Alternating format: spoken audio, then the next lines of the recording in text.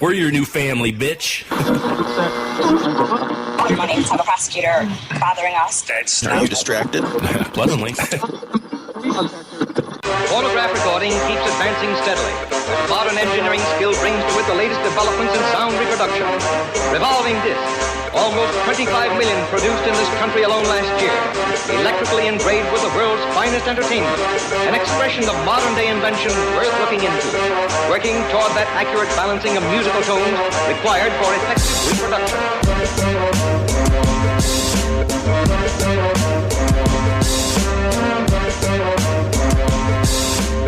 Thanks for joining us. This is Robert Joseph for the Crisis Club Dialogue, what will be Dialogue number 5, and I am joined with the Crisis Club co-host, Pat Riot in Flint, Michigan. How are you doing, Pat?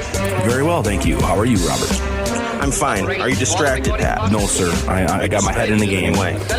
Your mind's in the game. You're focused. Well, I do have my shirt off, and I am rubbing my hairy belly. That's as much as a distraction as I got going on right now. Yeah. I'm a bit distracted, actually, now, too, myself. Can't understand why. So, what's new in Pat Riot's world? Oh, I got a little bit of a cold from sleeping in air conditioning too cold the last couple nights. That sounds like a luxury problem. Yeah, it's a weird luxury problem. We're throwing children into the meat grinder in Afghanistan so that you can complain about your air conditioning. Damn it, such a bastard. Yeah. So what's up on the news front? You see anything lately that is of concern to you, or got any thoughts on that? Well, man, just basically grab a dart and throw it at the board of the news. I mean, everything and anything's up for grabs on that front. Okay. Going to give an update on things going on with the Crisis Club real quick. Let's hear it. Yeah, we got the forums are kind of hopping. thecrisisclub.com/forum. Got some people participating in there. That's nice. I'm trying to... Give it more enthusiasm, Pat. I'm trying to make it awesome for everyone and really make it so that people can be notified via emails if they get a response on their thread or whatever. I'd seen a writing of yours saying that... essentially that, and I wrote back saying, well, he probably doesn't know that you've responded back, but now there's a subscribe to topic via email kind of plug-in on the right-hand side. So that's cool. It should make it a little bit easier. And, just, getting a couple emails here and there from people saying that, they feel the same way, but they ultimately feel disparaged, or, they really don't have any say in anything.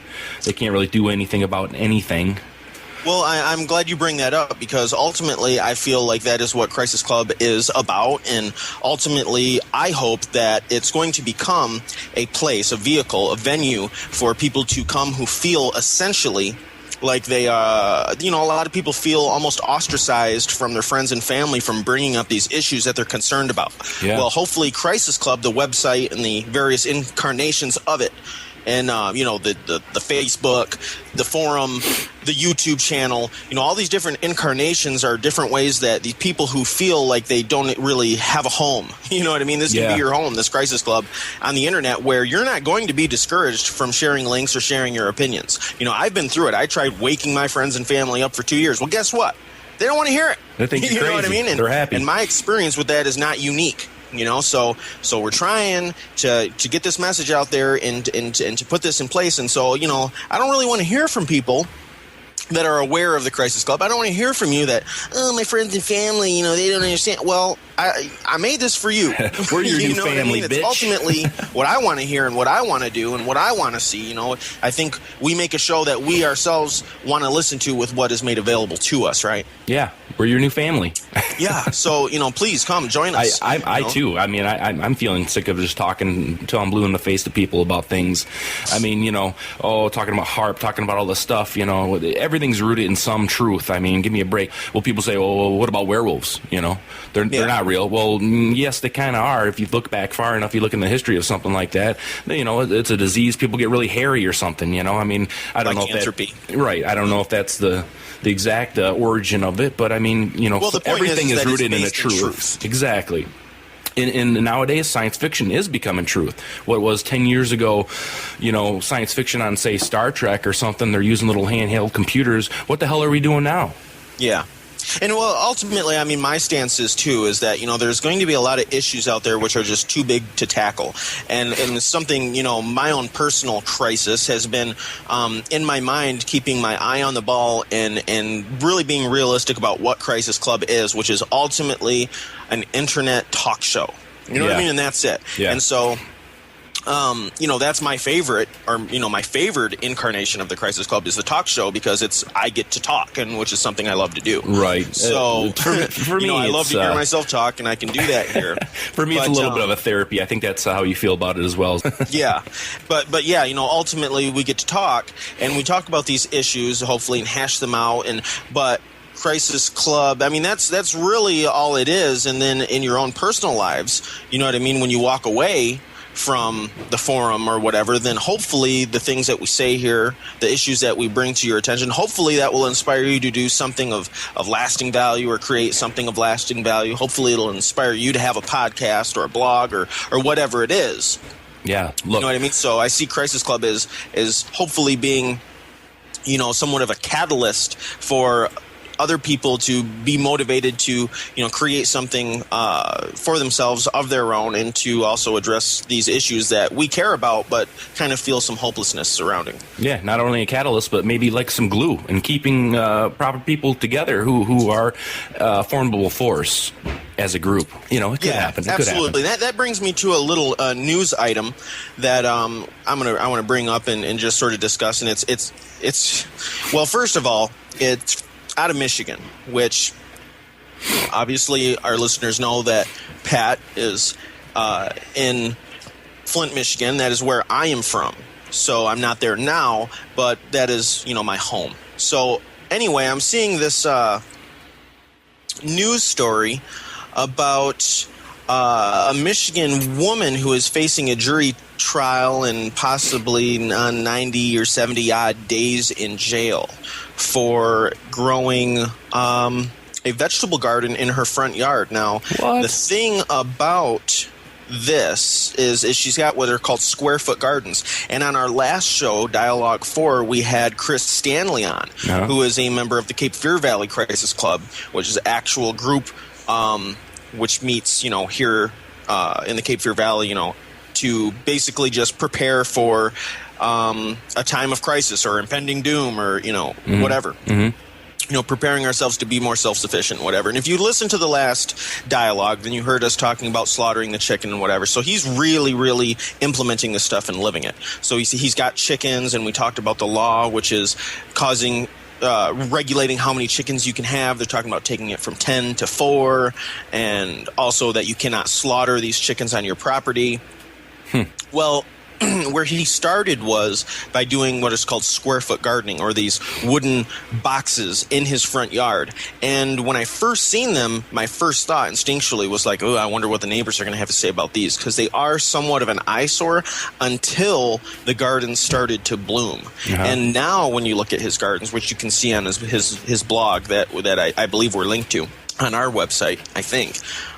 We are. Now when you look at the pictures of his garden, I mean, they're beautiful. And oh my God, like just to show you or make an example of how disconnected we are from nature, I seen a plant growing in his garden, and I'm like, what is that? And it was lettuce.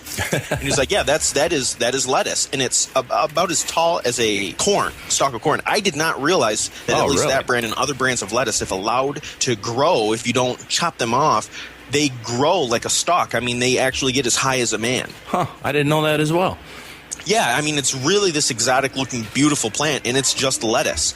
And so if you just, rather than chop the lettuce off at the base and then, pull apart the head, if you just take leaves off, the plant lives, and it actually grows into a man-tall stalk of leaves. It's really amazing looking and just unbelievable that is lettuce. Kind of gives a different feeling for the term head of lettuce, huh? Yeah.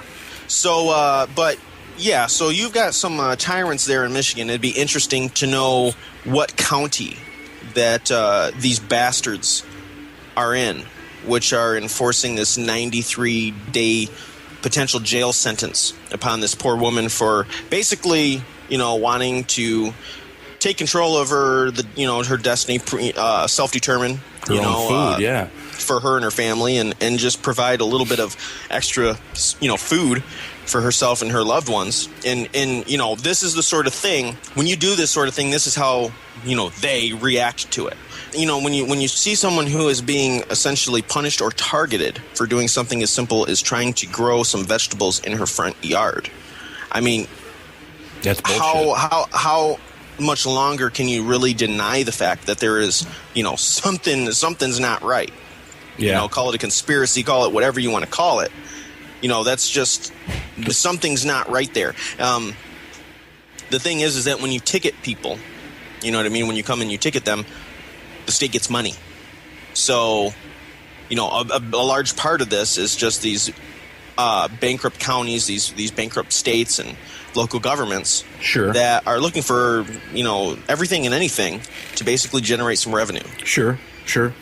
And ultimately, what law are they following is what I'm interested in, because that's the law that maybe the super megacorp food Monsanto type corporations maybe have put in place, because they want you going to the store and they want you picking up their crappy freaking non-sustainable kind of prepackaged meals, genetically engineered, right? Frankenfood bullcrap. Well, yeah, the thing is, she's not actually breaking a law per se. There is some what type of ordinance? Like it's sort of like a neighborhood. Oh God, I can never think of this word. Yeah, it's like an ordinance or something to make it beautiful, right? It's some sort of it's not. I think it's elevated. It's a little bit more binding than an ordinance, but basically it says that your front yard, anything that is not covered in cement, must be grass or a suitable greenery. Okay, and so then this douchebag. County guy is saying, if you look up in the dictionary, suitable means common, and you're going to be hard pressed to, go around the neighborhood and find people who have cucumbers and peppers and onions and all this, stuff in their front yard. So therefore, it's uncommon. That's their fault. Yeah, where I grew up, the neighborhood I grew up in, there was one house in particular in the corner lot where they would never take care of their lawn, until they were made to. The state, or I'm sorry, the city would come out and actually cut it for them and bill them, and then they had all these cars in the front yard, and the deal with that is they had to have a license plate on them, even if they weren't drivable. They were obviously junkers, Oh, really? Yeah. If they had a license plate on them or something like that, and then they were like, I don't know, able to move or something like that, then it was okay. That's right. I gotta learn how to dance, baby. I gotta learn how to do these latest things. Yes, that's right. I gotta dance. I gotta dance. I got to dance. I got to dance. I gotta learn how to dance. I got to bring my baby back to me. She's out there. She's out there doing all them funny little dances. Thanks for joining us. This is Robert Joseph, and I am the founding father of the Crisis Club. We are the Bastard Sons of Liberty, and I am joined with a new Crisis Club personality, someone that I've known for a while, and I'm just going to go ahead and let you introduce yourself. I am CN Fuegos. I like to call myself a socialist. I've known Rob for a very long time, and I have a lot of faith in what he's doing and think it's very necessary given the current state of things, but I think we have some disagreements on where the problems in society actually are right now, and I'm looking forward to respectfully disagreeing. Yeah, I got a big smile on my face right now. You can't see it, people can't see it, but I'm like really excited to be talking to you right now. That's good to hear. And I think it's going to be a good time. But so yeah, you're Greek. How do you feel about what's going on over there? You Greek bastard. Well, I don't know. I'm kind of conflicted on the whole thing.